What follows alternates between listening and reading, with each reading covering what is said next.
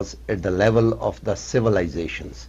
So the whole of civilization was washed away. If I say it would not be totally wrong. In history also, we had very old civilization, Mohenjo-daro and Harappa. Nobody knows why it was gone, but it could have been, I mean, similar catastrophe or something. But this time it was humongous because millions of people were displaced from there. They were left with nothing, no house, no. Actually, the area for some time was actually demonetized. So the help came in, and still, if you go after 3 years, you would see that some of the people are still sitting on the dikes and makeshift things, and they do not have a place to go back. But some help had been, however, a drop of water, but help had been coming. Obviously, $30 billion loss cannot be met with. They cannot compensate any sort of help. It will take time because the generations have been affected. But we'll talk today about one party that came with the help, some help with the collaboration of German development funding and the UNDP came, and they are working there. We have today with us a very relevant guest. To my left is Mr. Shiraz Ali Shah. He's also with the UNDP. Yes. Thank you very much for coming You're in. welcome. And in my front is Amna Akhtar. She's also with the UNDP. And Shiraz, I would start with you. Give us some backdrop of the intervention you have done it or you're still doing it. Then we'll rumble on as a basic premise. Right. Thank you. Thank you so much for this invitation, and congratulations to STPI on holding this very important event. I'm here to talk about a very special project that is funded by the German government. It's called the Flood Reconstruction and Coordination Program.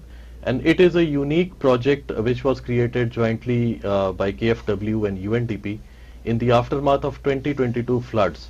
As mentioned, the floods inundated 1/3 of the country at their peak and caused losses and damages exceeding $30 billion to the national economy. Now, the German government, along with the UNDP, was one of the first development partners to step in with this one-of-a-kind project, which, in addition to providing recovery assistance to the flood-affected populations, aimed to strengthen the existing systems for recovery coordination. And this was aimed primarily at the Ministry of Planning and Development, where the project supported in creation of a RRU, which is the Reconstruction and Rehabilitation Unit, which was a sustainable mechanism within the government of Pakistan to not only meet the challenges posed by the 2022 floods, as well as the future flooding events and disasters. One thing that makes this project special is its focus on transparency and accountability. While other projects, they look at institutional capacity development, training of staff, but the primary foundation of this project was around transparency. And there are a number of interventions designed for this.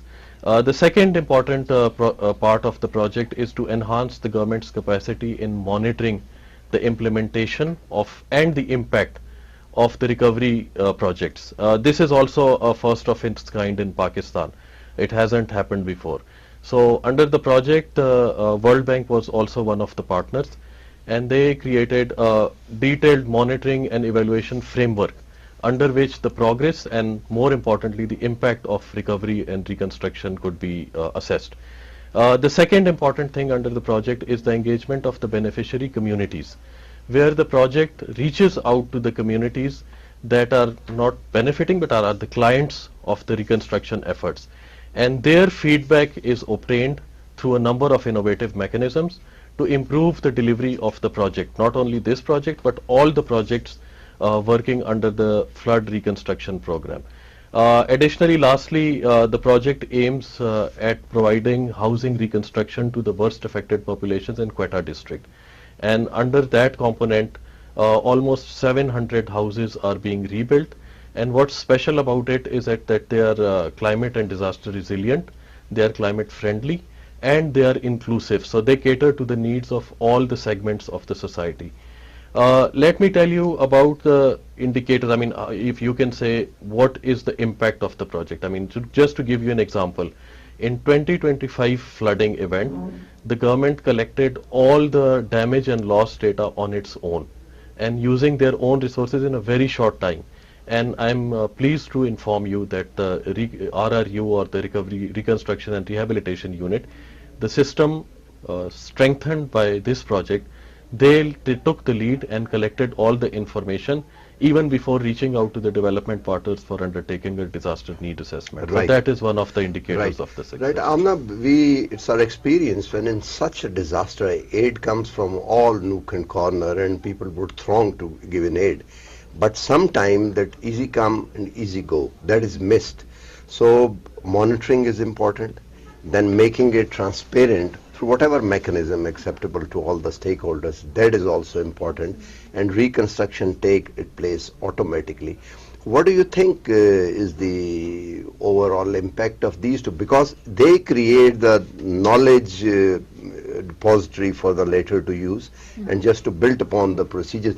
We have seen reconstruction after the earthquake in 2005.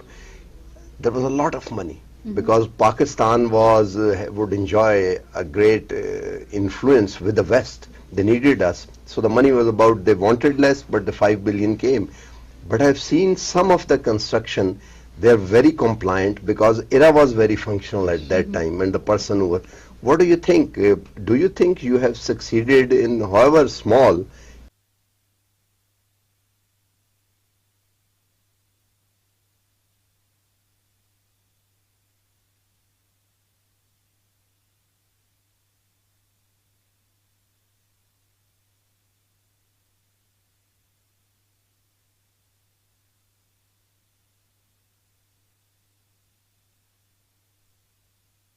in the whole sea of aid and reconstruction, you have succeeded in building some island? Absolutely, and I think to your point, I think it's very important when you're thinking of reconstruction recovery efforts, thinking about sort of optimizing our impact and sort of if there's limited resources, and this is something that we've seen particularly in the aftermath of 2022 floods, where the global community did come together with pledges and sort of commitments, but hasn't been as much follow through. So And they were loans as well. They were Yes. loans, and for that to realize in sort of tangible funding has been limited or not as far to expectations. And that's where I think particularly this assistance with the government of Germany has sort of a huge sort of potentially cascading impact, because as one of the first responses, whatever resources or support we're providing, it can have a catalytic impact. And to your question, whether we've been able to sort of potentially start some of that conversation around enhanced transparency and accountability, I would definitely say so. And I guess for us, I think what really matters, and I think has been a continuous focus of UNDP as well as KFW, is reconstruction, but also building it back better, making sure that we're actually building real resilience to these communities, because unfortunately, as we've seen this year, these are no longer one-off events, and our sort of country continues to face increased vulnerabilities. Obviously, we're still in the midst of implementation, but we're very confident that while our reconstruction models may be slightly different than some of the other partners, the investment in terms of the designs and the climate resilience materials we're using will definitely pay off in the long run. And similarly, I think, but just as Shiraz mentioned, equally important is to making sure that the government's internal systems and institutional mechanisms are aligned and sort of capable to be able to sort of take this on, these sort of efforts. And I think some of that we're seeing some signs of that again this year when we're hit with a similar disaster. That within the institutions themselves, there is, as well as our own sort of response, there has been a more coordinated response, and some lessons that we're already bringing in from that experience. So yes, so it's a start. I think there's a lot that still needs to be done, but we're hopefully getting there. Yeah, just because of the shortage of time, it's a small introduction. I would just like to ask you last question. What is one takeaway would you like to present it? I mean, you want to not blot, but present it on the table. Then So- I'll ask Amna the same question. So for this project, I think once again I have to appreciate the German government's stance that the focus of this project, the foundation on which it is built on, is transparency and accountability. I think that is the key takeaway from We this can project. we can quote from this project this accountability and transparency thing as a best practice. Yes, which Yes. can be repeated for future Repeated for projects as future, well. right? Adopting for the Yes. best project. So Amna, what is your other than this? Other than this, I think that I would say other than this is the focus on the community specific and context specific needs. I think really spending the time to understand, and one size fits all solution may not work, and understanding that and being able to adapt to that. Yeah, thank you very much for giving time. So the bottom line is that in such disaster, the need should be tailored. For every community, it should be tailored. Then the aid and whatever money or the effort is funneled in or the put in should reach the community. Then there should be some mechanism for monitoring it. So it should not be leaked away or it should not be wasted. It should not be put on the floor. And last, it should be transparent. And the pressure of that transparency, I'm not calling for naming and shaming anyone, but if you make something transparent, it becomes all the more difficult for opportunists or the, for the people who are engaged or to waste the money on other dilly-dally things. So it reaches its target. So I think if all these things are correct on the ground, this is an example of best practices that can be followed, obviously tailored to the other needs and the other projects need and the circumstances and time and everything. But I think it can be quoted like that.